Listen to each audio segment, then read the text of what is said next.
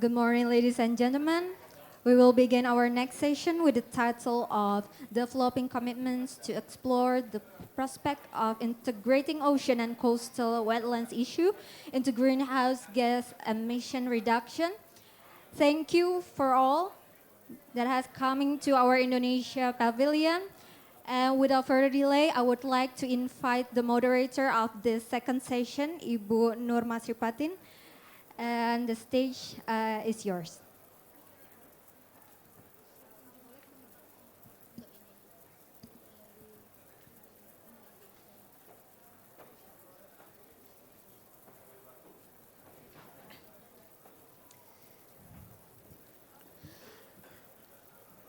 Good morning, colleague. Welcome to the session on developing commitments to explore the prospect of integrating ocean and coastal wetlands issue into greenhouse gas emission reduction. Colleague, at this session we will have six distinguished speakers. I would like to invite all speakers to join me here at the podium. First, Dr. Joko Prihatno, the Director of Greenhouse Gas Inventory at the Ministry of Environment and Forestry of Indonesia. Second, I would like to invite Ms. Julia Cardinal from International Climate Change Branch of Australia. Please have a seat. And then Dr. Nani Herdiani, the Assistant Deputy at the Coordinating Ministry of Maritime and Investment. And Mr. Imam Fitranto from the Ministry of Marine Affairs and Fisheries of Indonesia. The next, I would like to invite Dr. Hook Sing Park from Korean Institutes for Ocean Science and Technology. Dr. Haruni Krishnawati from the Research Agency at the Ministry of Environment and Forestry of Indonesia. So let's start to listening the presentation from our distinguished panelists. First, Pak Joko Prihatno will present about Indonesia blue carbon and national data mine contribution. Pak Joko, please, the floor is yours.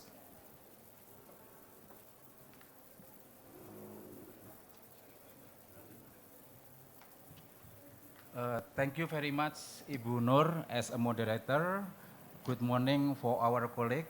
I would like to present brief information, progress information regarding blue carbon Indonesia and relating to GHG inventory, implementation of mitigation action, including policy, and relating to national NDC.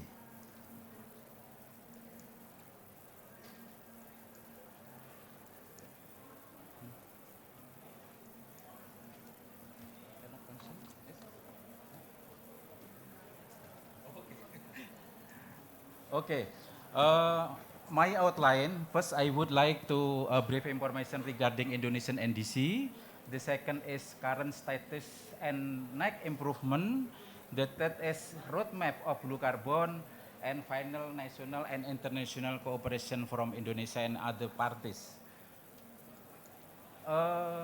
First, about national Indonesian NDC, we have target about 29% from business as usual, 2.869 million ton CO2 emission, and forestry about 17.2%, 17.2% from baseline on forestry, including from wetland, especially for above ground biomass. And the second contribution target, Indonesia is from energy about 11%. Current status and about blue carbon.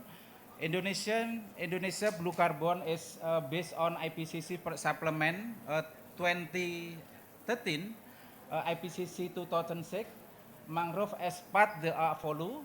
Now parties be encouraged develop lesson learned and experience on GHG inventory and mitigation action from wetland.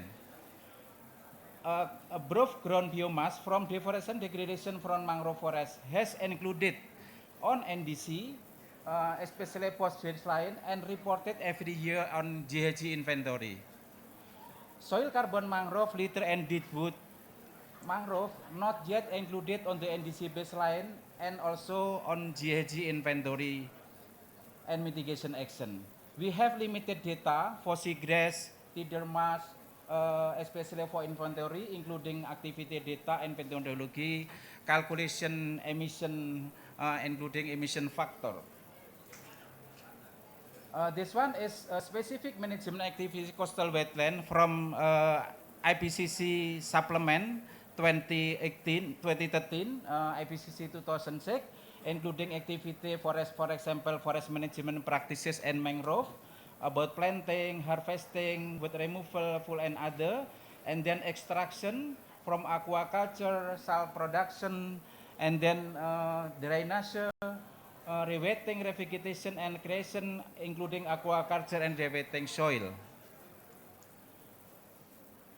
This one about data, Indonesia about 22.6% is globally from mangrove is the highest as compared between Australia, Brazil, and also Mexico. Indonesia maybe have mangrove about 3.2 million hectare with storage 950.5 milligram carbon per hectare, and Padang Lamun about 3 million hectare with storage carbon about 119.5 milligram carbon per hectare. The importance of mangrove, about 30 until 50% decrease in the past 50 years. If we don't do anything, we can completely gone by 2100. Mangrove has economic motive, for example, utilization within its biophysical regeneration capacity, and also coastal community protection, and also marine food webs. We have many challenges. For example, first is from international perspective. Supplement 2013, IPCC 2000, especially for wetland. This one, parties just encouraged to make lesson learned experience. Policy from policy aspect, about coordination and synergy by sector, institutional arrangement, land using to aquaculture, resettlement, infrastructure, fish pond, shrimp, lodging, especially for deforestation, reclamation, sedimentation. So we have also technical aspect challenges. First is for data availability. This one is crucial and important, should be provide data and from the best science in Indonesia. The second is methodology, research, capacity building, and international cooperation. Mangrove inventory based on Murdiarso et al. 2015, Indonesia is compared the other country, for example, Mexico, Malaysia, Bangladesh, and other. Indonesia has total carbon stock is highest, including from above ground biomass, soil carbon, litter, and also deadwood. Next, improvement of blue carbon emission analysis. First, we propose about developing soil carbon mangrove methodology to tier 2, including data activity and emission factor. Calculating non-CO2 of above ground biomass from forest fire and pit fire. In identifying and developing activity data and also emission factor of seagrass, research on pit decomposition of mangrove ecosystem based on height of water level, and also research on the flooded land of mangrove ecosystem. Roadmap of blue carbon for NDC and mitigation action.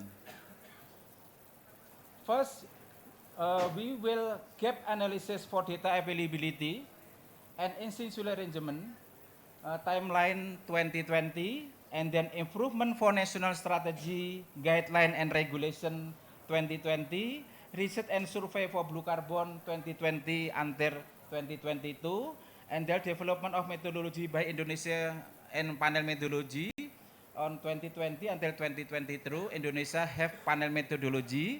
This one is to decide what is the emission factor and data activity will be choose to calculation emission in Indonesia. Panel methodology is joined from government review and also expert review. And then GHG inventory for blue carbon, we have calculation 2020 until 2023, especially for soil carbon mangrove, and then deadwood, antidermas, seagrass, and other. Update baseline NDC to include blue carbon 2024, MRV for emission reduction from mitigation action blue carbon 2023 until 2030, and National Public Registry for blue carbon as backbone of transparency. Indonesia has National Public Registry as register for each proponent should be registered on National Public Registry. International cooperation, first is we have cooperation with Norway and C4 and Ministry of Environment and Forestry for soil carbon mangrove to update second FREL, and then Australia and Ministry of Environment including National Planning Agency, Ministry of Coordinator Maritime, and also Ministry of Fishery. FAO Norway and Indonesia have cooperation about National Forest Monitoring System 2019 until 2022, and we have also Australia, Feria about research blue carbon with Forda 2015 until 2017. I think this one is final presentation. Thank you very much, Bu Nur. Thank you, Pak Joko. Colleague, you have listening about the Indonesia case. Now we will listen the presentation on Australia case. So Ms. Julia Cardinal, the floor is yours.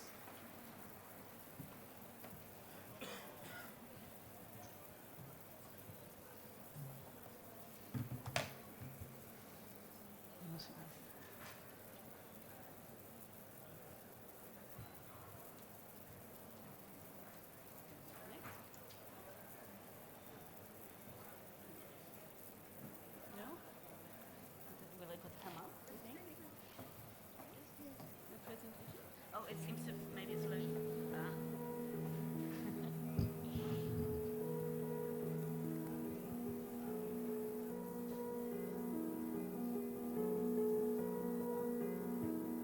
Australia is an island nation surrounded by nearly 60,000 kilometres of coastline. We're fortunate to be home to 10% of the global share of mangroves, tidal marshes and seagrasses. These ecosystems provide spawning grounds for fish, filter water for our reefs and provide a strong natural barrier against coastal inundation. We've recognised the value of these coastal ecosystems for the health of our oceans and biodiversity and taken steps to protect them. But that's not all. These ecosystems are now also being recognised for their role in tackling climate change. That's because mangroves, tidal marshes and seagrasses store significant amounts of carbon in their leaves, stems and soils. We call this blue carbon. Blue carbon ecosystems can store 2 to 4 times more carbon than terrestrial forests. In Australia alone, these ecosystems are estimated to be storing about 2 billion tonnes of carbon. The ability to measure and monitor ecosystems is core to better management and protection. Australia has been at the forefront of measuring and monitoring carbon in coastal ecosystems, and we were one of the first to report on blue carbon in our national greenhouse gas inventory. As governments around the world look to step up global action, nature-based solutions for climate change are increasingly discussed as a crucial element in reaching global targets. Coastal blue carbon ecosystems are a key part of these solutions.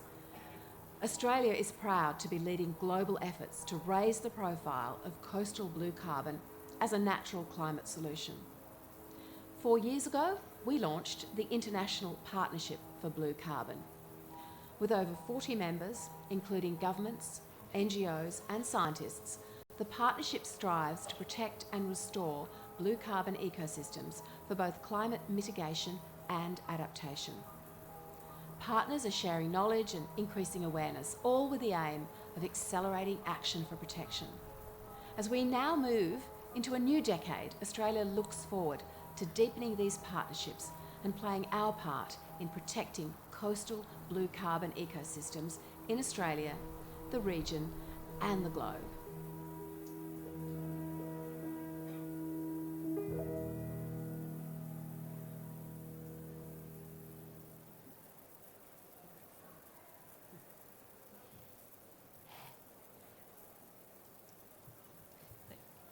Good morning, colleagues. I'm Julia Gardner from the Department of Environment in Australia, and that was our Minister, Minister Lee, giving a bit of a welcome address, an overview of Australia's approach to blue carbon.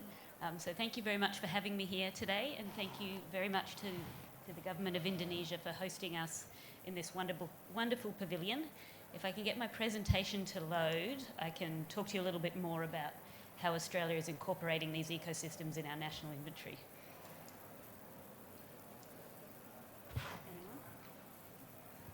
Down.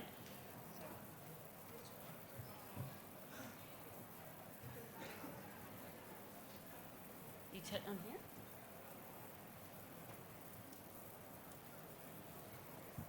Is it a screen?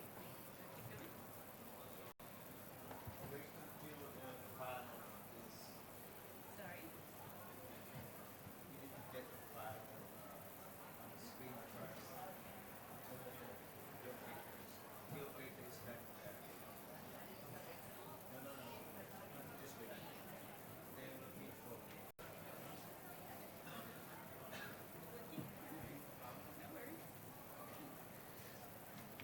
Well, while it's loading, maybe I can just get started and make a couple of remarks.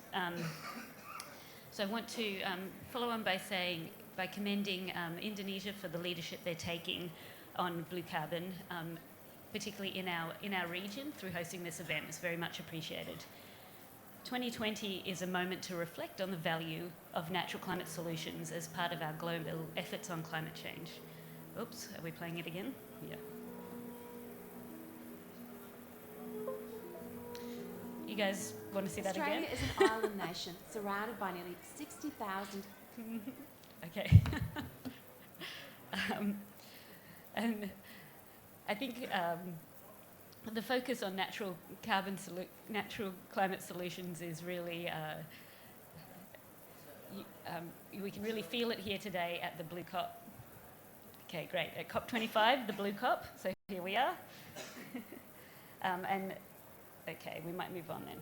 Okay, so we're going to start by reminding everyone of the way that blue carbon kind of fits into the international climate change agreements and what we're doing here. As far back as 1992, when the convention itself was adopted by parties, there was a recognition of the need to conserve and sustainably manage natural sinks and reservoirs of greenhouse gases, and that of course includes forest, oceans, as well as other terrestrial, coastal and marine ecosystems. And then again in Article 5 of the Paris Agreement, the importance of these systems to our global efforts to address climate change was recognised. For Australia, as our Minister pointed out, these coastal ecosystems are hugely important. They're very much a part of our cultural identity. We're a nation where most of our population lives on the coast. So not only do these ecosystems provide an important carbon store and other benefits for our biodiversity and our fisheries, but they're very important to all of us as Australians. As our Minister mentioned on the video, we have in the order of 10% of the world's blue carbon ecosystems, and they're storing a significant amount of carbon.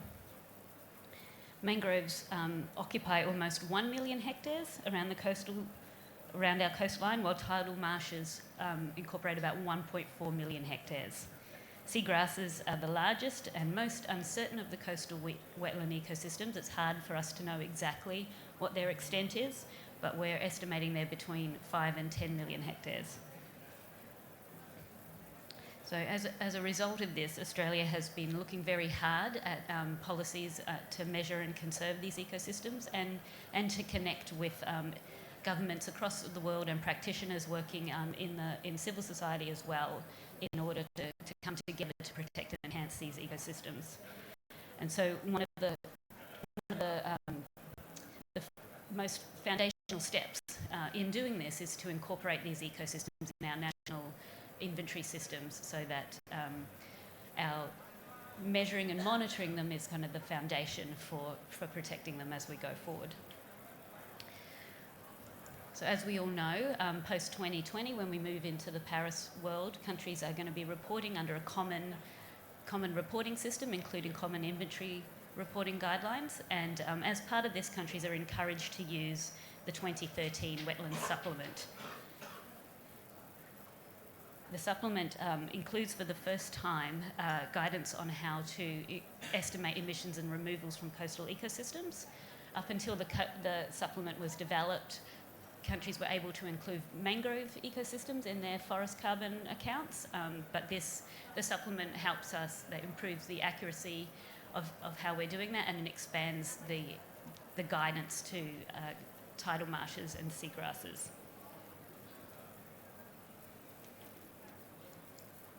So again, as our Minister mentioned, Australia was one of the first countries to begin incorporating coastal wetlands in our national greenhouse gas inventory using the guidance. We were supported in this by a research group, the CSIRO Blue Carbon Cluster, which undertook a significant body of research on coastal ecosystems over the period from 2013 to 2015. This carbon cluster brought together 8 institutions and over 70 scientists who helped improve our understanding of carbon storage in these ecosystems. They compiled a national data set on carbon data, and they developed quantitative models for Australia's coastal areas. So we building on this work, in our 2016 inventory submission to the UNFCCC, we outlined a forward work program on how we were going to incorporate these ecosystems in our inventory. In 2017, we implemented the wetland supplement for the first time, focusing primarily on our mangrove account. So our forest land account was refined to account for land use change from mangrove forests. And we started to report for the first time on land use change involving tidal marsh and aquaculture use. And then in 2018, we reported for the first time on emissions due to dredging in seagrass meadows. And in 2019, we expanded the time series coverage of our inventory of emissions and removals related to mangroves, reporting all the way back to 1972, so that we could see the changes over time.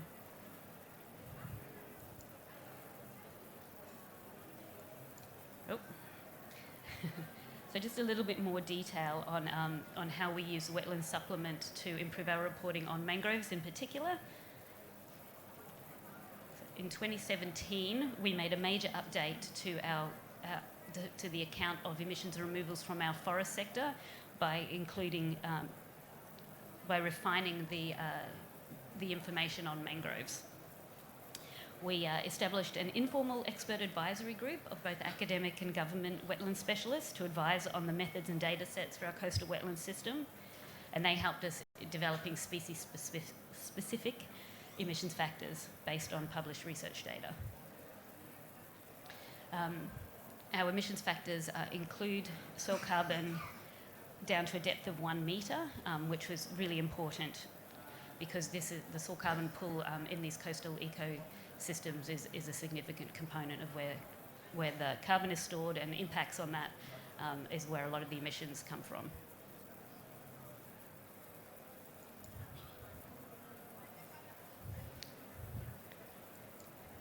So as I mentioned at the beginning of the presentation, a really important part of our work on blue carbon ecosystems has been to reach out to experts across the world, both in governments and in the academic field, in NGOs, to try to get more plugged into the community of people who are working on how we bring these systems into our inventories and into our climate policies.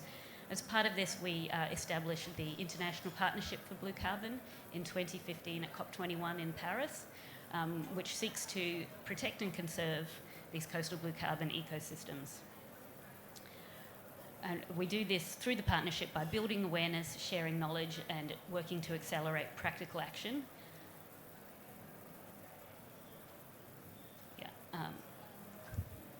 And over the past few years, we've seen really increasing interest in countries to take action to restore and conserve these ecosystems, and also to speak to each other and to find the other people working across the world who have expertise in this, to share lessons and build on each other's expertise. The International Blue Carbon Partnership has more than tripled, growing from 11 founding members to 42 currently. And we have conducted a whole series of really practical activities over that period, including bringing partners together to talk about the ways in which they can best work together, a series of workshops in different places, including a wetlands supplement exchange, going into the technical detail about how to work with the supplement and how to actually implement it on ground. And then we also have a number of activities that help people keep in touch with each other and share experience, including through the Blue Carbon,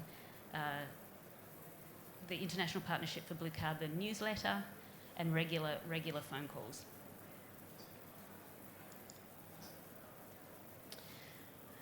Here's some photos of the technical events. And then one of our most recent activities, which builds on a key strength of the partnership, which is bringing together policy and technical discussions to help governments think about how they actually go about implementing, about the implementation of policies and measures for blue carbon, as well as the inventory estimation methods.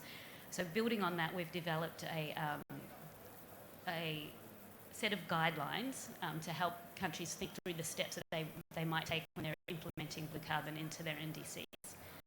And this is about to be launched tomorrow, actually at 6:30 p.m. if anyone wants to come along to the event to learn a little bit more about these guidelines and to see when they're going to come out finally. So just to finish, I'd like to thank the Government of Indonesia once more for hosting us here, and to all of you for your interest and for sharing your experience and expertise on these ecosystems.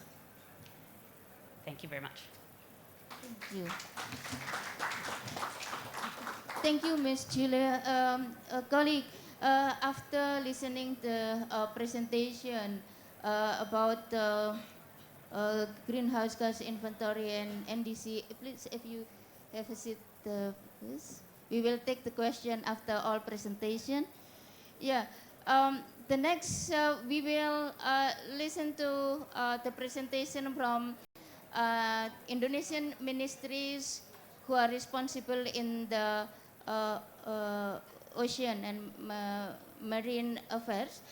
First, Ibu Nani from coordinating Ministry of Maritime Affairs will talk about policy and strategy in emission reduction from ocean and coastal wetlands. And then followed by presentation by Pak Imam from the Ministry of Fishery and Marine Affairs, talking about GHG potential absorption from coastal system. So Bu Ani, please, you have the floor.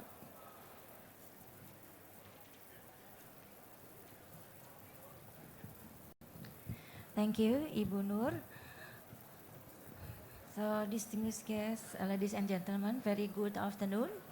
So, first of all, I would like to thank for inviting us to give this presentation in this good event.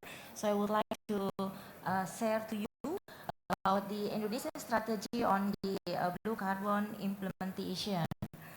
So I would like to, this is our outline of the presentation, but I would like to begin with this slide. I think we know almost all here, but for us in Indonesia especially, we need to work more intensively in the blue carbon ecosystem because if we see here, not only because the blue carbon ecosystem can reduce the greenhouse gas emission, but the most important also that the blue carbon ecosystem can increase our national food security, livelihood, and resilience of the coastal communities. So then we need to make it as an integrated conservation with the sustainable use of the coastal and marine ecosystem. And then if you see here in Indonesia, I think Pak Joko has already mentioned part of this. So the blue carbon, in this context, we see that Indonesia has a big capacity. So if you see here, the blue carbon is in the ability also for the tidal wetlands, seagrass habitat, and other marine organisms to take up the carbon dioxide and other greenhouse gases from the atmosphere and store them, helping the mitigation effect. But if we see them in the map and also the numbers, then in not only from the mangrove, but also from the seagrass, we have a big capacity for this blue carbon ecosystem. So we call it here, we have a massive potential. And maybe I will go further to the main part that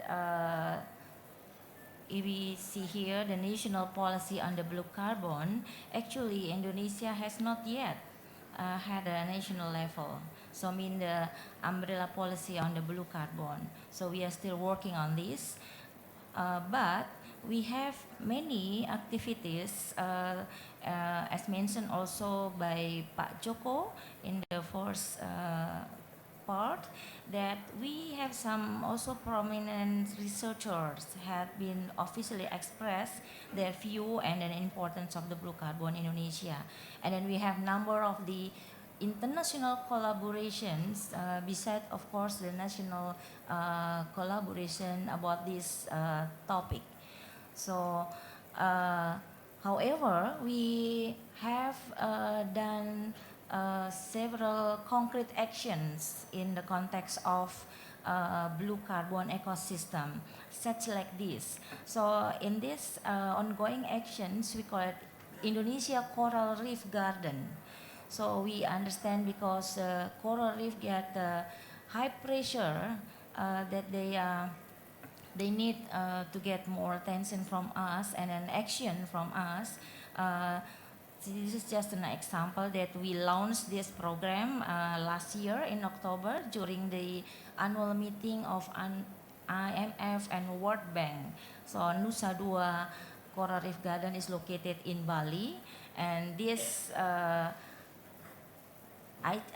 is Coral Reef Garden actually is not only the action for us to make like rehabilitation or transplantation of the coral reef, but we also expand the goals to the research and development and also community based, because for the maintenance of the coral reef garden we asking to the community to work with us together with the local governments. So in the roadmap of this coral reef garden, we plan to have like such like a big area.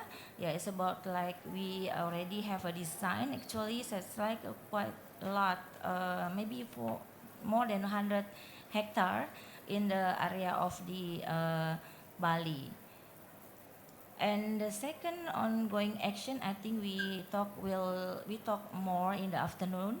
It's about the mangrove rehabilitation. I think you have heard also that Indonesia give more attention, as also mentioned from the previous speaker, that for these actions, we understand that we need to see more broad about the mangrove function. So as in a coastal protections, but also the benefit in the ecological context, but also about the economic benefit.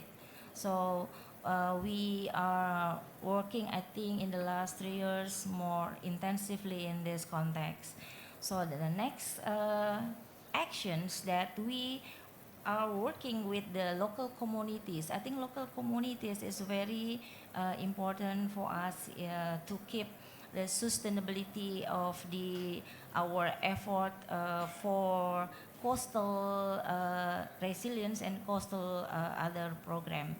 And in this program, and I forgot to mention that in the Indonesia Coral Reef Garden also we are working together with the private sector because they are also support that program. And also in this context, for involving the local community, we make such like among the different stakeholders. The program is such like, if you see the here, so in the Ministry of the National Planning Agency, so then they have a special program to empowering the Indonesian woman for poverty reductions. And also the creative economy has been also improved the activities. And of course, we are very concerned on this topic, so how to use or to get the benefit from the blue carbon for the coastal livelihood. So as a summary, and one more.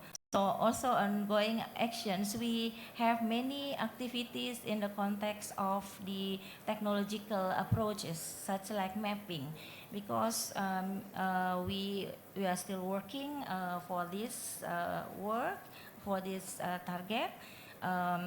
Not only mangrove, but also for seagrass and others coastal ecosystem, of course, also for a reef garden. So the technology that we use here is beside the field, we use also remote sensing application, and we have a collaboration with other countries to enhance the capacity or resources, our resources, to use the updated technology for investigating the ecosystem, the coastal ecosystem.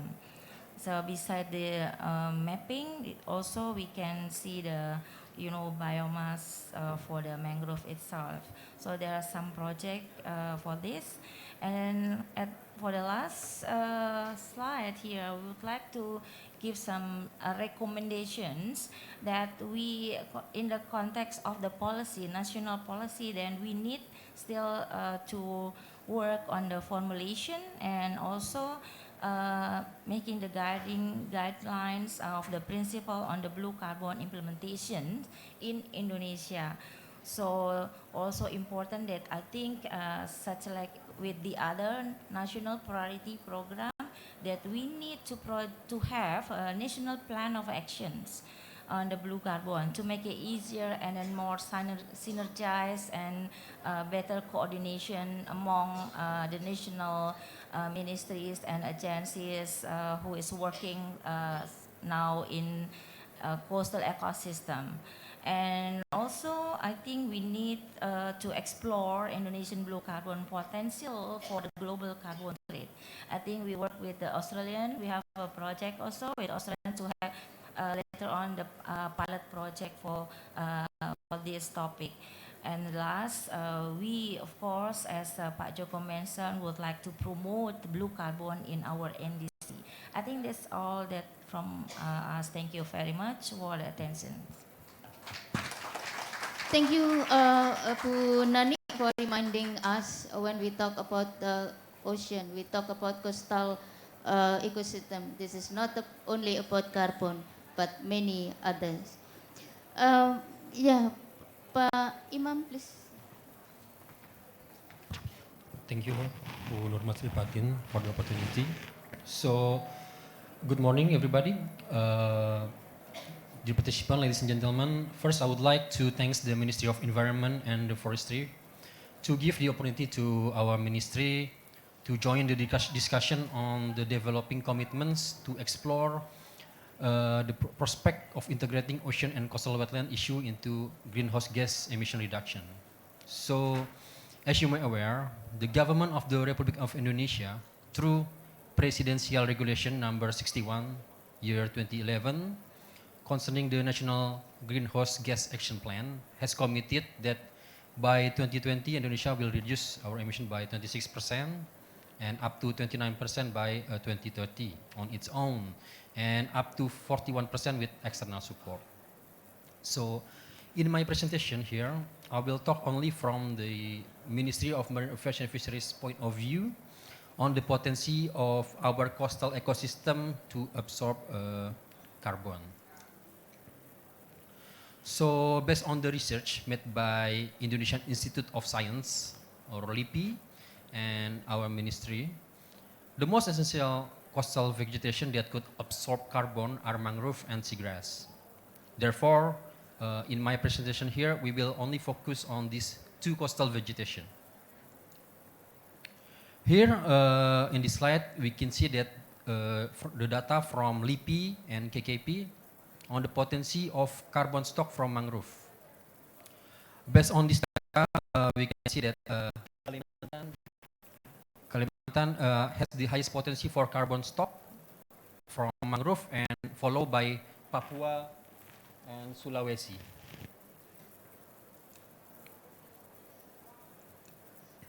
And next slide here, we can see the figure. It showed that the potency of carbon stock from seagrass. We can see here that the western part of Indonesia has the higher potency to absorb carbon from seagrass.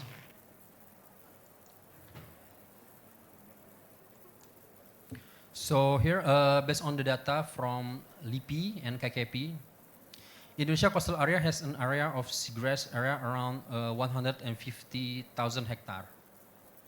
This is based data from LIPI and KKP. So this is the second largest in the world after Eastern Australia. And Indonesia's mangrove forests are the largest in the world, which is around 3.2 million hectares. It represents 22.4% of the total mangrove area in the world. The extent of this coastal vegetation indicates that Indonesia has great potential in absorbing and storing carbon. From mangrove, the average carbon stock is 891.7 ton per hectare, and the total carbon stock is 2.89 teraton carbon. The average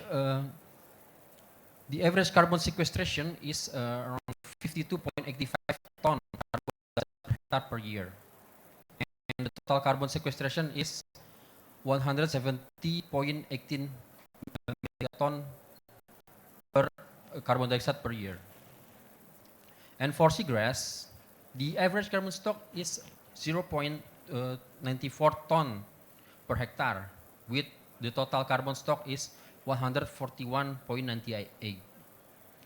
And the absorption rate is 6.59 ton carbon per hectare per year, and the total absorption is 992.67 carbon per year. So, but in terms of data for seagrass, actually there is a need for more comprehensive measurement of carbon stock and absorption rate to obtain more representative data, because the absorption data here so far mostly only include two types of seagrass.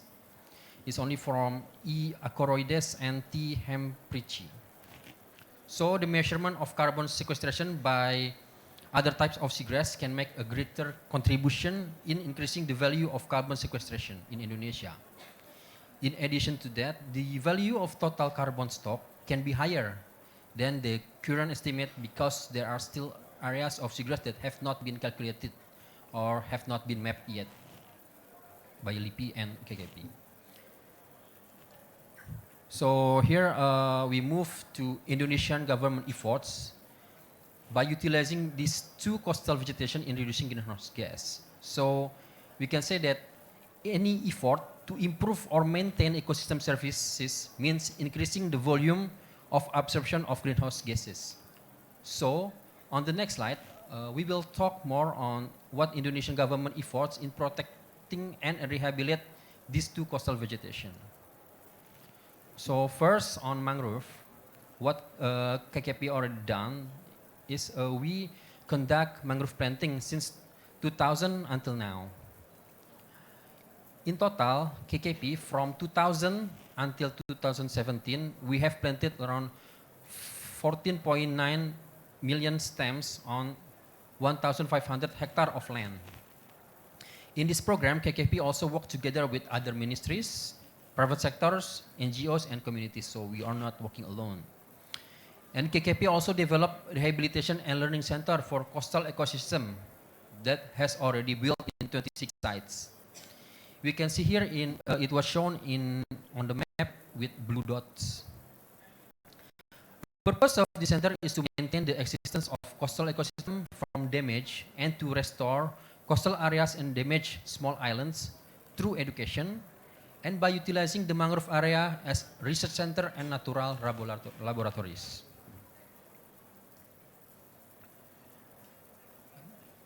Up until now, Indonesia has already designated 22.68 million hectare of MPA, marine protected areas. As our mandate in IC target, CBD, that 10% of marine area should be MPA. Therefore, we now are pushing forward to designate another 9.82 million hectare to achieve our IC target. In our MPA, we protect around 34% of seagrass bed, which accounted around 50,000 hectare, and 3% of our mangrove areas, which accounted around 88,000 hectare. So this is what we protected under our MPAs. As a take-home message, conservation and rehabilitation efforts of coastal vegetation ecosystem, mangrove and seagrass bed, have important value because these ecosystems have an essential role for carbon sequestration ecosystem services. Coastal vegetation contribute up to 50% of carbon deposition in sediments. The potential for carbon sequestration in coastal vegetation is also quite significant. It's almost 77% compared to terrestrial vegetation. By maintaining the potential of Indonesia's seagrass area of 150,000 hectare and the mangrove area of 3.2 million hectare, Indonesia can absorb carbon up to 170.64 megaton carbon dioxide per year. The research data states that defending 1 hectare mangrove and seagrass beds annually can contribute to absorbing carbon respectively 52.85 and 24.15 tons of carbon dioxide. And in this opportunity, I would like to also introduce our team here in KKP. There's Pak Suseno. It should be Pak Suseno who present here, but he must leave first, so I represented him. So we have Pak Suseno, Bu Fegi, me, myself, Imam, and Pak Eko Wibisono. Thank you very much. Gracias. Terima kasih. Terima kasih. Thank you, Pak Imam. Ladies and gentlemen, we will have two speakers representing research agency. First, I would like to invite Dr. Park to give your presentation, and then followed by Ibu Haruni to present Indonesia case. Good morning. Just good morning, everyone. My name is Seung-Sik Park from Korea. Yesterday, I have introduced the Korean the blue carbon in the Korean pavilion, but I met the some Ilaya, so he asked for something to introduce the Korean tidal flat in this event. So my title is some changed because last night I just summarized to the blue carbon focusing on the tidal flat in Korea. So that is the East Asia. The Yellow Sea surrounded the 5 countries, China and North Korea, South Korea, and some of the Japan. They developed the hues of the tidal flat in these areas by the strong tidal current. The total area reaches about 19,000 square kilometers. Is compared to other side, the Western Sea and Australia mangroves, we can understand the scales in the Yellow Sea. That is the Korean tidal flat. So normally, the ebb tide it often about range for 4 to 10 kilometers, depend on the elevation and the topographic scales. But the right side is we just described the salt marshes habitat area. So normally, traditionally, so we have been using for the tidal flats for the fisheries, and this time we understand the importance of the tidal flat, so we designated the MPA for 14 sites. So it means that we have been interested about fisheries and biodiversity in the tidal flat. We didn't add any information about the blue carbon. It means so we cannot estimate the carbon storage in the tidal flat area. That is some sad story. So most of the countries he already reclaimed in the coastal area. For example, in Korea, the 65% of the tidal flat reclaimed since 1950, and it means the 28 of tidal flat already lost by the coastal development. But low presentation show the reclamation activities is slowly decreased to now in all countries. But it's some sample, that is the Korea. The picture is show the Incheon National Airport. It just recommended between 2 islands. So, and that is the lake, the dike takes about 14 kilometers, but it's close to Korea. So because we need some more land for the agriculture for traditionally. But that pictures is our planning. It just so introduced in 2000, but it's the old version. But green and red is already recommended, and the yellow is our planning. But now we are changed to the plan, but other area, yellow area is not ready to the reclamation activities. When we are starting to the blue carbon project in 2017, is 2 years before, so we have very some suffering because we have no any specialist about the blue carbon. So at that time, so we have to check on the conception about the blue carbon, and so we fix the field sampling and some how can calculation the scale of the blue carbon stocks on our project. So we divide the 5 steps. The one is definition and stratified, and the decision and the determination and action plan. So when we measure the carbon stocking, so we separate the habitats. So normally it just divide the 4 types of habitats: mangrove and salt marshes and seagrass and some of the bare tidal flat. But unfortunately, we have no any the mangrove area. So in Korea, have to focusing on the carbon sequestration, sorry, in the tidal flat is a very important thing. That is the back data. The carbon stocks in the marine habitats, the mangrove and the mud flat is very low area. So, but the mud, especially mud flat, is have a potent reservoir for the carbon storage. So that is the sample method. Just we sampling and with the core and the drying and the analyzing the carbons.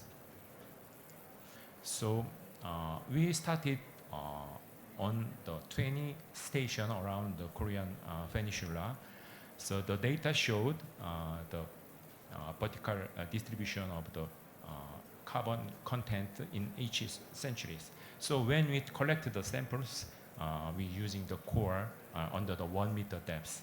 It's so very hard working. So at now we estimate the mean carbon stocks about 57 megatons per hectare.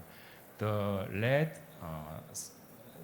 the arrows is means each area that is concentrated the estuarian.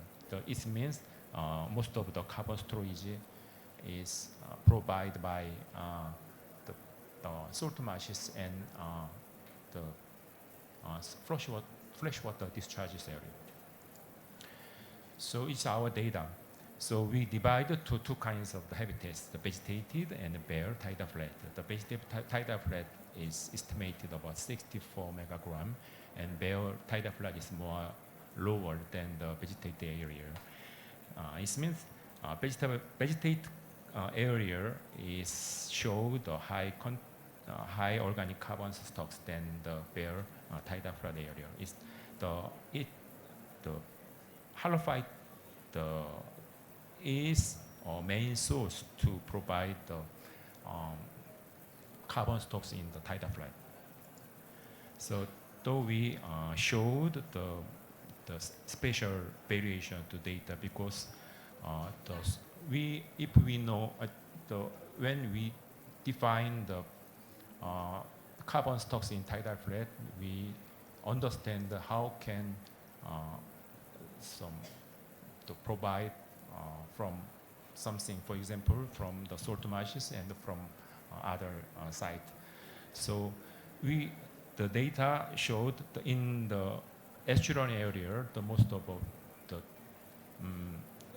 carbon stocks is provided by the salt marshes and from the land, the river flow also.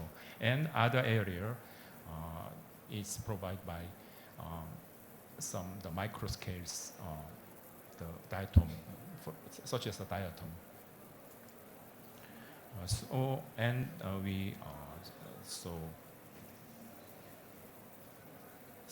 Trying to analyzing the data.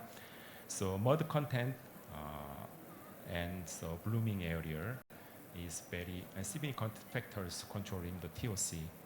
And under the area also we have to checking on the river charges also. So now just ongoing, we getting data only for 3 years. So we started to understanding the blue carbon in the tidal flat. So now we have another missions, so including the step 4. So we can be understanding about the carbon pulse estimation in the tidal flat, and so which is the best method for the estimation of the carbon storage, because when you're getting some data, it takes many funds. So we have another strategy, how can expand the blue carbon for the future in the Korea. So thank you very much. I think that's all. Thank you very much, Dr. Park. We will take a question after all presentation. Dr. Haruni, please you have the floor.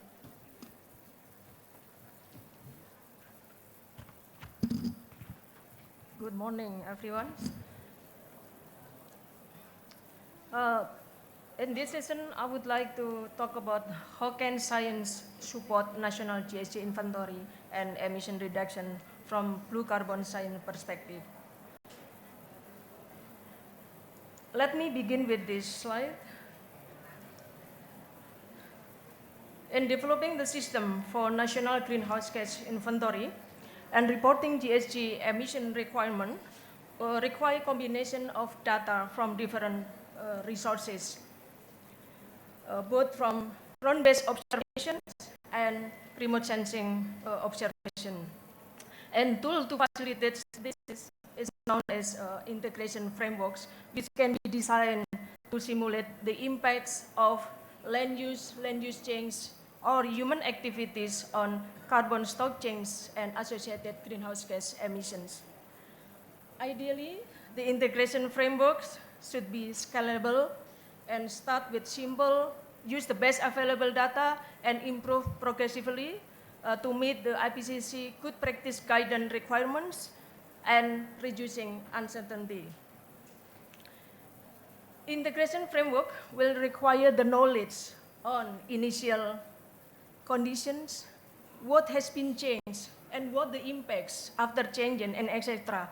And this will require data, assumptions, and models, which will guide us to choose which approach will be used to generate the activity data, and which tier will be used or will be chosen to generate the emission estimates. This all will rely on data, again, assumptions and models. And this is the role of science. It's very important to support and to understand each component of this system, and will be helpful to gradually or progressively improve the system for greenhouse gas inventory and reporting emission reductions. How we incorporate the, we'll talk about specifically for mangrove blue carbons into carbon accountings. As has been mentioned earlier by earlier speakers, that IPCC has provided us with the 2013 supplements to the 2006 IPCC guidelines for national greenhouse gas inventory, and blue carbon or coastal wetlands has been part of this supplement, which is on chapter 4. And there is a choice for the countries to choose the methods, choice to generate methodology and generating activity data, choice of emission factor, and how we assess the uncertainty. And recently, IPCC has released the 2019 refinements to the 2006 IPCC guideline for national greenhouse gas inventory. And I'm an honor to be part of this lead author team for these refinements, especially for coastal wetland, part of the volume, agriculture, forestry, and other land use, and coastal wetlands be part of the chapter forest land. And this refinement actually will not replace or revise the 2006 IPCC guidelines, but this is provide an updates and sound scientific basis for the countries to support the country in the preparation and continuous improvement for the national greenhouse gas inventory. And this is also can be used in conjunction with 2006 guidelines, which is the refinement for 2019 is provide updates, supplement, and also elaborates where the gaps and the out of date of science has been identified. And how do we conduct the measurements in the fields? How we quantify carbon stock? For example, this is the example how we conduct the field measurement of mangrove ecosystem. In addition to the IPCC guidelines, which provide the guidance, but we also need a kind of more detailed protocols, how we can measure, how we can conduct the field sampling, how we can conduct the field inventory, and the flood.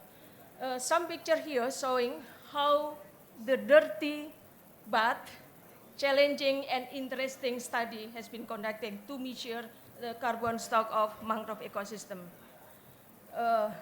I was lucky to be part of the mangrove researcher, which is very interesting to conduct these field measurements. And there are protocols that we can use to guide us how we can do the sampling. How, as mentioned by Pak Joko earlier, that our country currently still report one above ground pools for mangrove ecosystem, but we can also actually conduct to measure other unmeasured pool. For example, below ground biomass, litter woody debris, and soil. This is the protocols that we can use to guide us in the field measurement. In addition to this, some other publications, scientific articles that can be used on how we can estimate the carbon stock for each pool for ecosystem on the blue carbons. This is the study. I think some of the research has been presented by Pak Joko, but this is the study, the potential study published in Nature, when I'm one of the co-author, mentioning that the mangrove carbon stock across Indonesian archipelago, which is the total ecosystem carbon cost about more than 1,000.83 plus minus. So different methodology may be differently such as presented earlier by our colleagues from KKP. And this has been reviewed and it has been accepted in the IPCC emission factor database. And this also has been cited in the research 2019.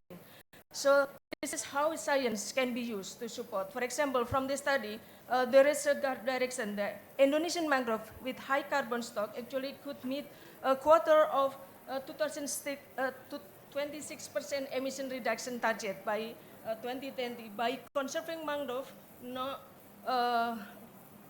from preventing deforestation. And also from this study, I think we can support the next reporting that almost 80% of the ecosystem carbon pool from mangrove actually dominated or stored in below ground, which is on soil. So this is something that maybe can be used to improve our emission estimate.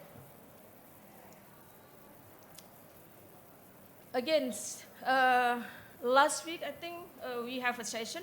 We have session in the IPCC pavilions that we're not just talking about monitoring carbon stock, but how we can monitor the changes in mangrove, in mangrove carbon stock. So instead of, in addition to monitoring forest carbon stock or mangrove carbon stock, but we also need to report the carbon stock change. How much carbon actually lost due to land use change, due to degradation, due to forest degradations, and other disturbance events. And how much carbon actually can be accumulated due to regeneration, forest growth, forestation, and deforestation. So this is something that we need to monitor as well, and we need science. We need science to understand what the initial land cover condition, what type of land cover. It is like primary mangrove forest, it is secondary mangrove forest, and what driver of change, as I say, this is human or natural disturbance events. And what is subsequent land uses after disturbance events? This is something that we need knowledge as well. What initial condition of the forest, how much biomass, how much carbon has been stored in the forest ecosystem before experiencing the disturbance, and what's the rate of growth after disturbance events, and how much, what rate of carbon loss. And this is also the important thing, how the transfer of carbon between pools. And this is something that we need knowledge as well to improve our estimates. Again, I would like to emphasize that in the IPCC pavilion last week, there is a discussion regarding the use of models for national greenhouse gas inventory. And there is encouragement that country to move forward to higher tier. I think we have experience how we have developed a national carbon accounting system that we can integrating system for accounting greenhouse gas emission and removal that can be used to support the GSV inventory and MRV requirement for land-based sector. And I think this is how we move forward from calculating emission estimate from using simple base methods from activity data times emission factor, and we can move forward to the higher tier. Sorry, it's not working. Oh yeah. And how we can model, how we can capture the transfer of carbon between bones. So we can identify, this is the example of the mangrove ecosystem in one district in West Kalimantan, how we can identify the change, the area of change, when and what the driver of change, and what the subsequent land use after the change. We can identify the location, we can know the initial conditions before changes, how the growth after the changing, how the loss, and etc., and what type of management events or what type of disturbance event has changed. And this is how we can move, like how the models can be used to capture the transfer of carbon between one pool to another pools if the forest or the ecosystem of mangrove has experienced the changes.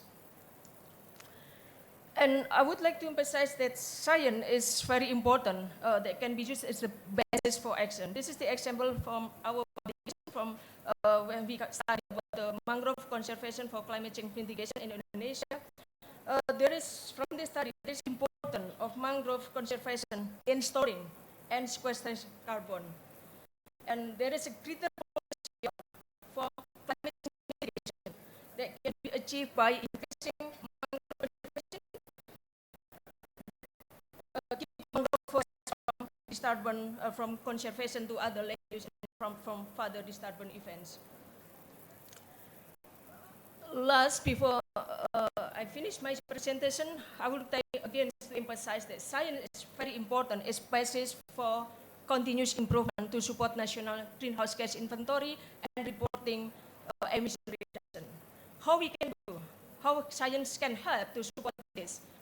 We can improve, it can improve our capability to capture more detailed estimate in terms of spatial variation and detailed emission estimate. Using full carbon accounting model, for example, we can capture and track the flow of carbon between different carbon pool from mangrove ecosystem, for example. Using more spatial modelings, for example, we could track the change of individual units of land. And of course, a higher tier integrating system or integrating framework, it will have a greater flexibility to analyze the effect of management even in the future, and also we can model the scenario analysis to support the policy recommendation. And of course, in terms of reporting requirements for national greenhouse gas inventory and emission reduction, it's also reduce the uncertainty and improve the accuracy of the estimate in the national greenhouse gas inventory. And of course, improve spatial and temporal resolution of data, and improve potential of correctly estimate impact of mitigation of national greenhouse gas inventory. I think all that I can share in this session. Thank you. Thank you, Bu Haruni. Ladies and gentlemen, we only have few minutes before the end of our session, but we could take one or two questions from the floor. So please, any question or clarification? Okay. If there is no question from the floor, I think I would like to ask to the panelists. I think each panelist could express your views in this case. Okay, I think if you look at the session here, or even before, there are so many events discussing about ocean, discussing about blue carbon. We are the people who are very passionate about blue carbon. So in your different role and perspective, how optimistic are you that blue carbon could be a part of our NDC in each country? And we know already the challenge, how you address the challenge. So please be very short. Who would like to start?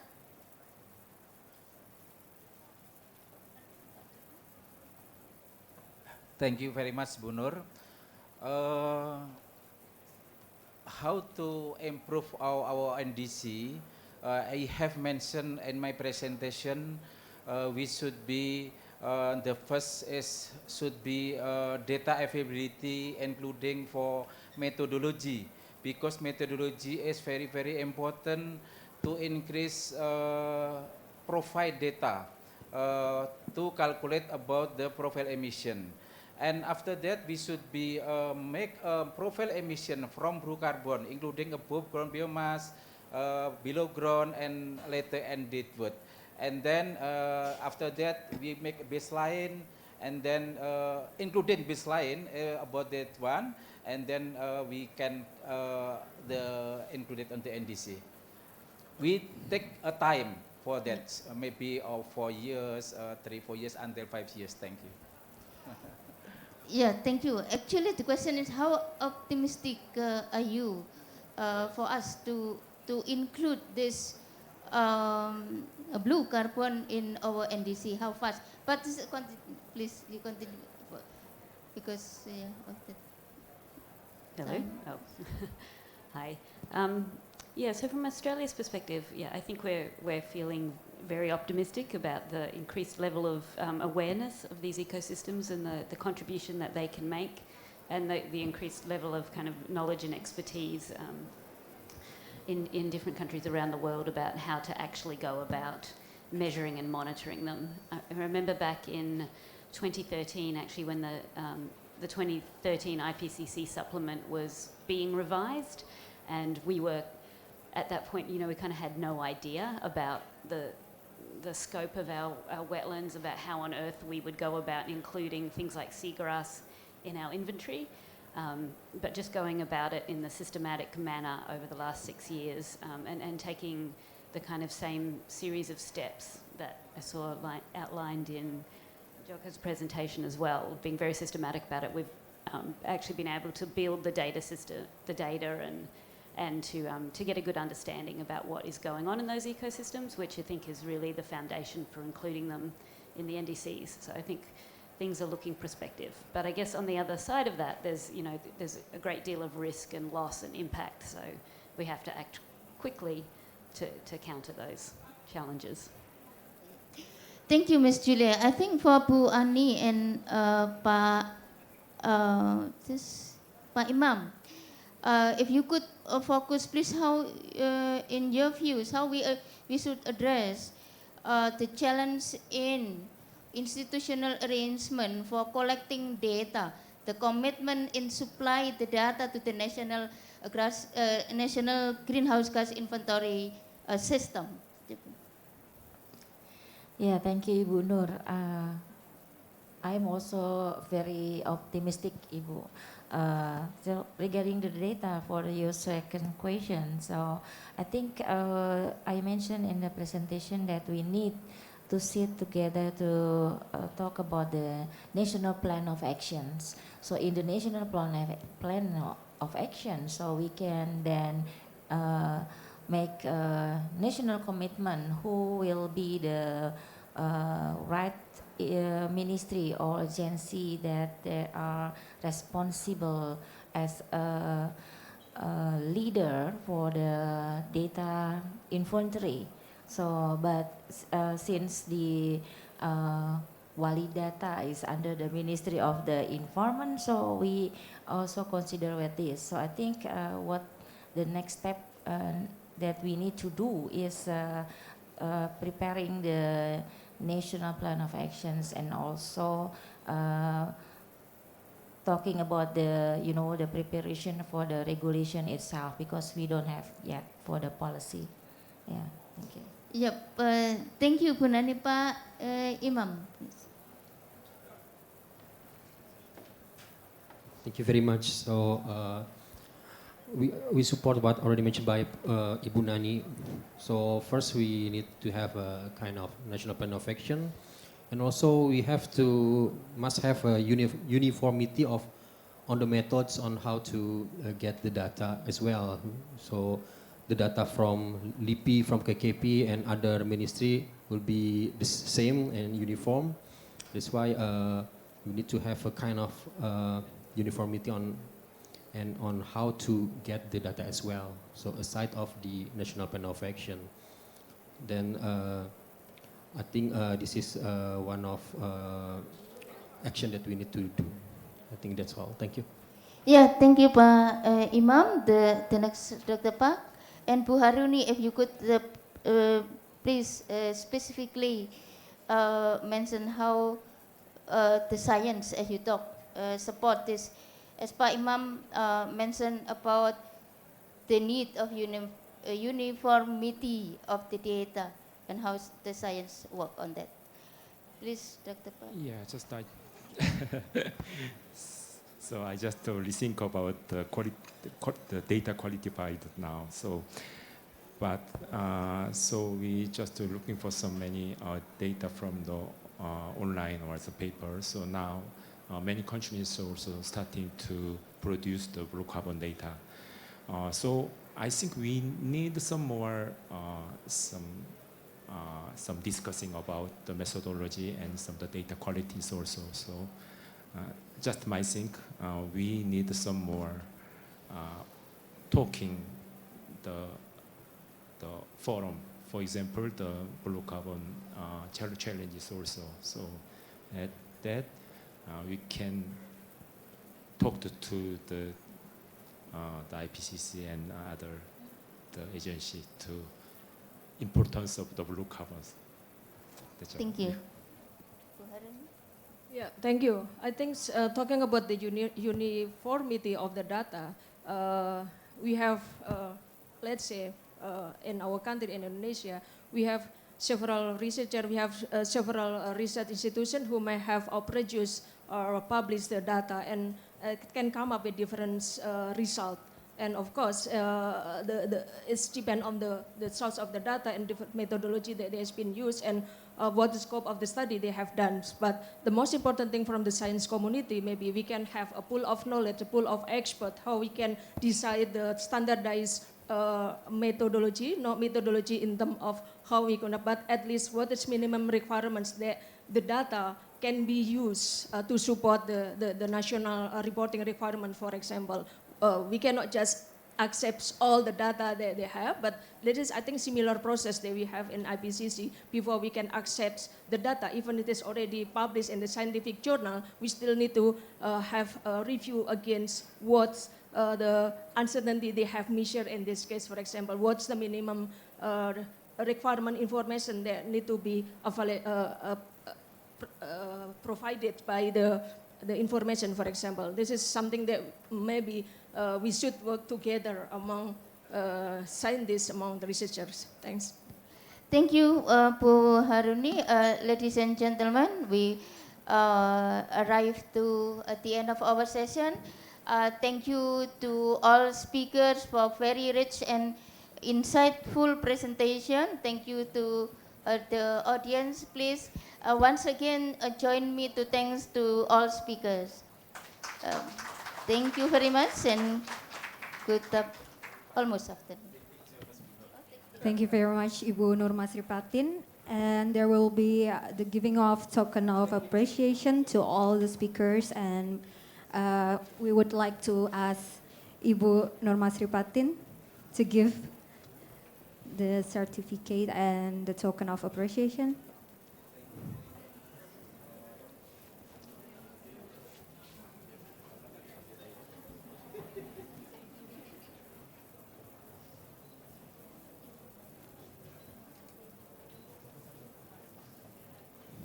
And afterwards, we will have a photo session for the session.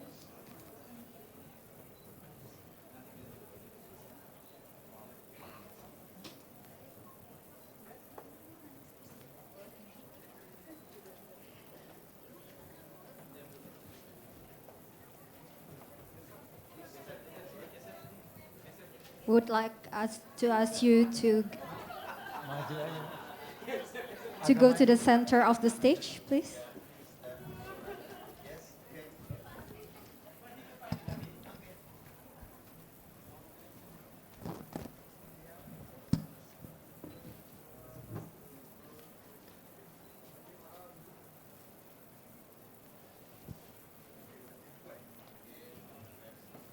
Please give a round of applause to all the speakers and moderator for the session. And thank you for all participation for being here with us. That was a very fascinating session. And afterwards, we will have another session at 12 and 10 with the title of Capacity Initiative to Protect Marine Environment from Pollution and Source Climate of Change. Environmental pollution that happens both on land and sea. Indonesia has high commitment for the protection of the marine environment from land-based activities. Various efforts have been implemented for improvement of waste management, such as the preparation of National Strategic Waste Reduction Plan, which will be continued at the local government level. Development of waste management facilities using circular economic approach and various campaigns to increase community awareness and participation in waste management. One of the campaign programs carried out by the Ministry of Environment and Forestry, a coastal clean campaign. Surabaya, the green city of East Java, was one of the pioneers of the campaign. On November 14, 2017, a coastal cleanup action was carried out involving more.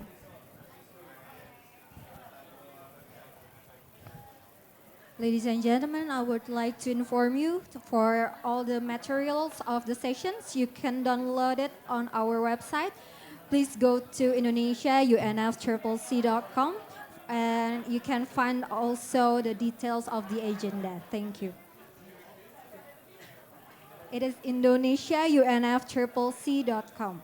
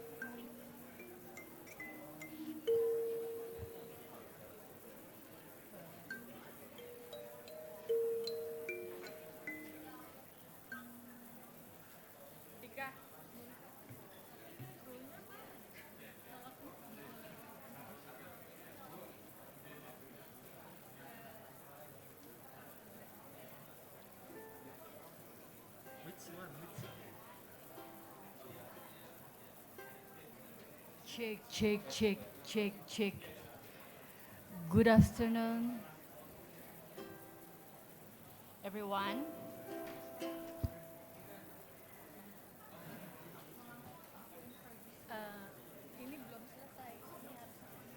I'm preparing for my instruments.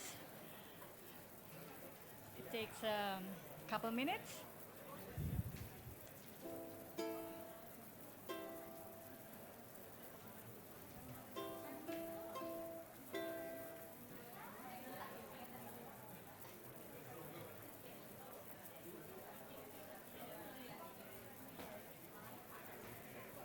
To all ladies and gentlemen, we will have the next session at 12:10.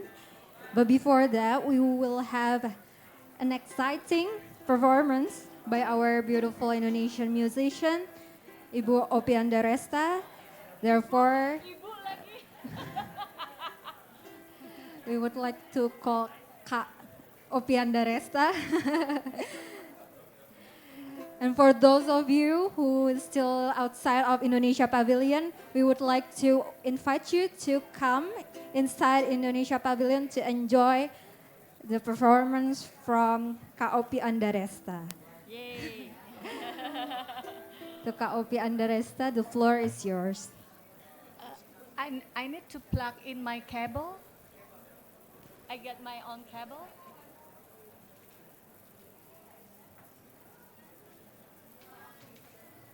Iya, tapi kita nggak tahu coloknya kemana. Sorry. Yes. So I'm gonna do this one first, but I need to check this.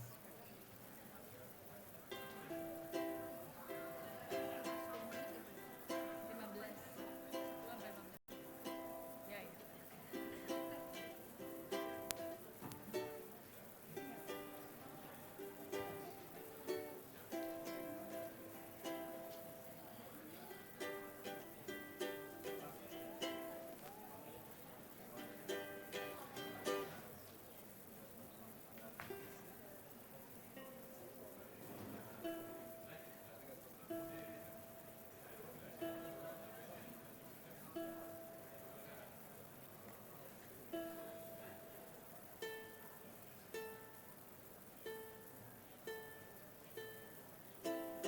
Not yet.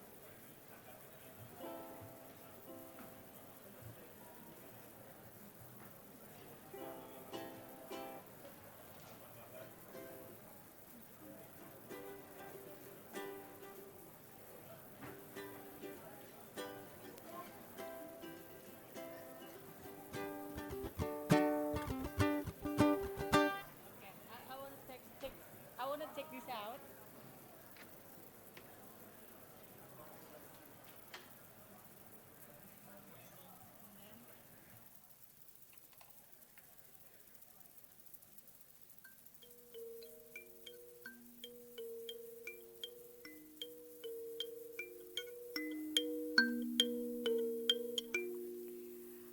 Okay.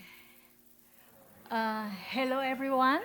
I hope you're doing well and not too hungry to enjoy my performance. My name is Opi Andaresta. I'm a singer, songwriter, and what else? And actress as well. So before I came here, actually this is my fourth COP I attend. Before I came here to Madrid, I made a new song. It's actually it's like a prayer in Javanese.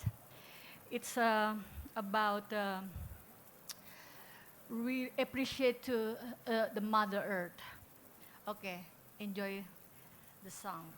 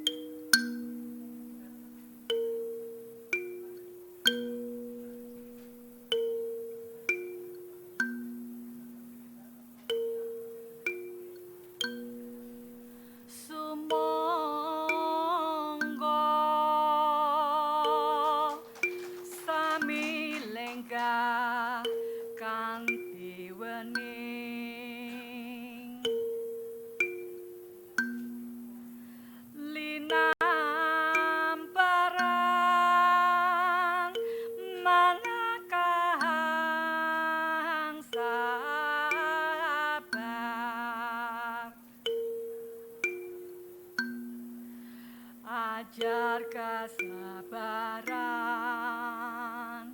soho hangelengi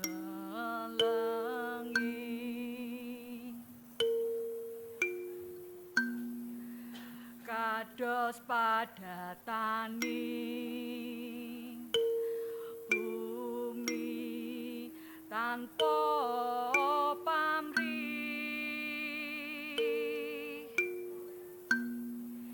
nyinau nampi soho ngaosi kawelasan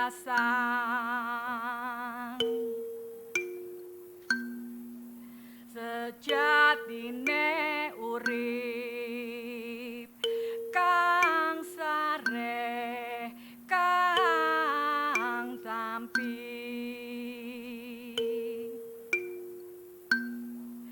ngajane ni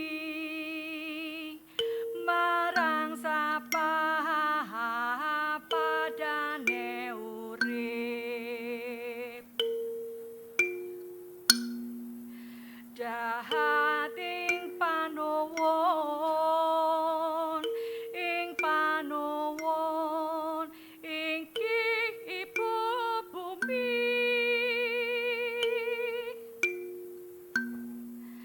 dahating panuwun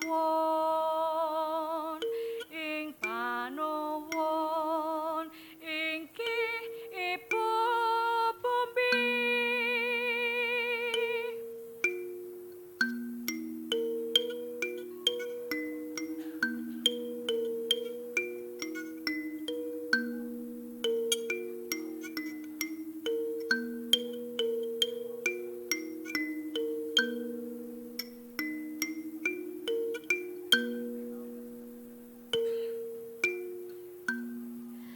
dahating panuwun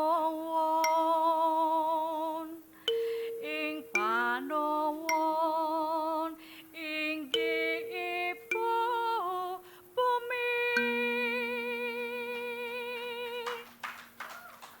Terima kasih. Thank you.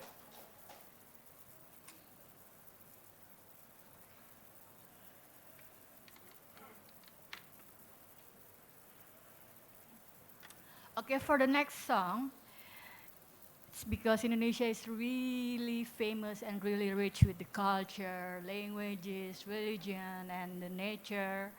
So I would like to sing one of the local songs from Timur itu apa sih? East ya? From the East Indonesia.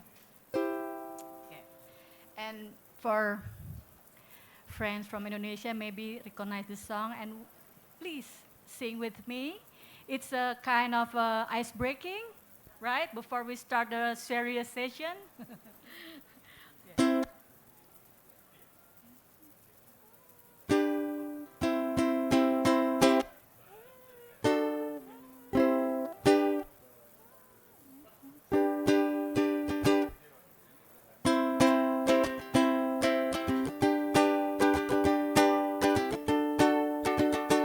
Rasa sayang, rasa sayang, sayang, lihat dari jauh. Rasa sayang, sayang, rasa sayang, rasa sayang, sayang, lihat dari jauh. Rasa sayang, sayang, jalan-jalan ke Surabaya, jangan lupa beli kebaya. Indonesia hijau hutannya, dari paru-paru dunia. Rumah kayu dari tomohon, jendelanya kayu mahoni. Kalau kita menanam pohon, akan turun suhu bumi. Hey! Rasa sayang, rasa sayang, sayang, lihat dari jauh. Rasa sayang, sayang, rasa sayang, rasa sayang, sayang, lihat dari jauh. Rasa sayang, sayang, Pekalongan kotanya batik, orangnya ramah, suka menari. Hindarilah kantong plastik, bawa tas belanja sendiri. Benar gak? Rasa sayang, rasa sayang, sayang, lihat dari jauh. Rasa sayang, sayang, rasa sayang, rasa sayang, sayang, lihat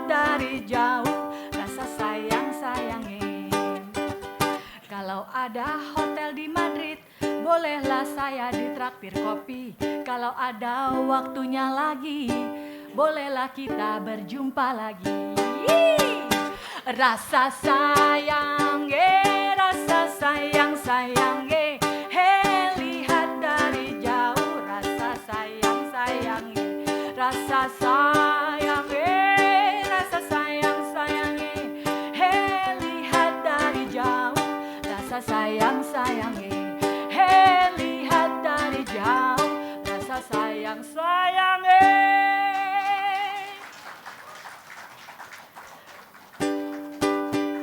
Ayo mama, jangan mama marah beta.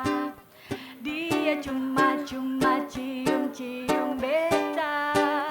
Ayo mama, jangan mama marah beta. Lah orang muda punya biasa. Ayam hitam, telurnya putih, mencari makan di pinggir kali. Sinyo hitam, giginya putih, kalau tertawa manis sekali. Ayo mama, jangan mama marah beta. Dia cuma cium beta. Ayo mama, jangan mama marah beta. Lah orang muda punya biasa. Ayam hitam, telurnya putih, mencari makan di pinggir kali. Sinyo hitam, giginya putih, kalau tertawa manis sekali. Yo, ayo mama, jangan mama marah beta. Dia cuma cium-cium beta. Ayo mama, jangan mama marah beta. Lah orang muda punya biasa. Lah orang muda punya biasa. Udah apa lagi? Hah? Hah? Satu lagi ya. Oke, ini pasti pada banyak yang senang ini. Hah? Oh, ini aja nih. Ini pasti banyak yang suka kita nyanyi sama-sama ya. Engkau gemilang, malam cemerlang, bagaikan bintang timur sedang mengembang. Tak jemu-jemu, mata memandang. Aku namakan dikau juita malam. Sinar matamu menari-nari, masuk menembus ke dalam jantung hati. Aku terpikat, masuk perangkap. Apa daya asmara sudah melekat. Yo, juwita malam, siapakah gerangan Tuhan? Juwita malam, dari bulan Tuhan, kereta kita segera tiba di jati negara. Kita akan berpisah. Berilah nama, alamat serta esok lusa boleh kita jumpa pula.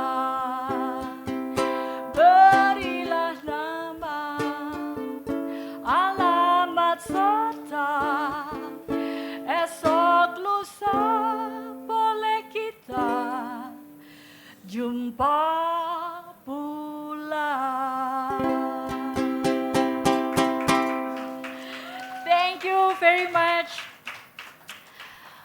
we're gonna continue for the next session. Okay. Okay, thanks, anyone. Thank you very much, Kak Opi Andaresta, for the beautiful performance. Sure, we will join again ya, Kak ya. There will be another session of Kak Opi Andaresta later on, so you have to join our session. We still have tomorrow and then the day after until Thursday. So, okay, we will head on to another session. The next session will have the title of Capacity Initiatives to Protect Marine Environment from Pollution and Climate Change. And without further ado, we will welcome Bapak Nur Adiwardoyo as the moderator of this session. To Bapak Nur Adiwardoyo, the floor is yours. Yes. Thank you. Welcome to this session, the third session of today's in Indonesia Pavilion.